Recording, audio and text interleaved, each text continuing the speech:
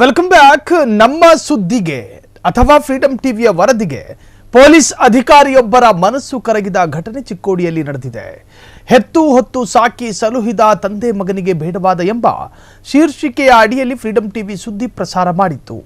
ಆತ್ಮಹತ್ಯೆ ಮಾಡಿಕೊಳ್ಳಲು ಪ್ರಯತ್ನಿಸಿದ ಹಿರಿಯ ಜೀವವನ್ನ ಸ್ಥಳೀಯ ಜನರು ರಕ್ಷಣೆ ಮಾಡಿದ್ರು. ಫ್ರೀಡಂ ಟಿವಿ ಸುದ್ದಿ ಬಿತ್ತರದ ಬೆನ್ನಲ್ಲೇ ಖಾಕಿ ಎಳಗೊಬ್ಬ ಕವಿ ಕಾಣಿಸಿಕೊಂಡಿದ್ದಾರೆ. ಬೆಳಗಾವಿ ಜಿಲ್ಲೆ ರಾಯಭಾಗ ತಾಲೂಕಿನ ಹಾರೋಗೇರಿ ಪೊಲೀಸ್ ಠಾಣೆಯ ಸಂಗಪ್ಪ ನಾಯಕ ಕವನ ಬರೆದು ನಾಗರಿಕ ಸಮಾಜಕ್ಕೆ ಉತ್ತಮ ಸಂದೇಶವನ್ನು ನೀಡಿದ್ದಾರೆ.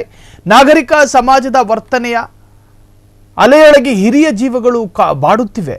ನಿತ್ಯ ನಮ್ಮಯ್ಯ ನಡುವೆ ಕನಸುಗಳ ಸಾಗರದಲ್ಲಿ ಬೆಳೆಸಿದ ನಮ್ಮಯ್ಯ ಪೂರ್ವಜರು ನಾವಿಂದು ಅವರನ್ನೇ ಮರೆತು ನಡೆಯುತ್ತಿರುವೆವು.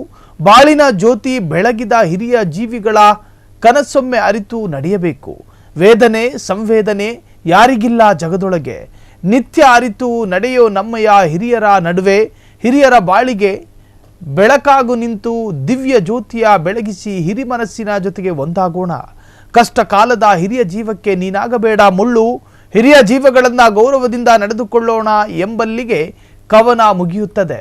ಹೊರಟು ಭಾಷೆಯ ಪೊಲೀಸ್ ಅಂತೆಲ್ಲ ನಾವು ಮಾತಾಡ್ತೇವೆ, ಆದರೆ ಅವರಲ್ಲೂ ಒಂದು ತುಡಿತಾ ಇದೆ ಅನ್ನೋದನ್ನ ಸಂಗಪ್ಪ ನಾಯಕ ತೋರಿಸಿದ್ದಾರೆ.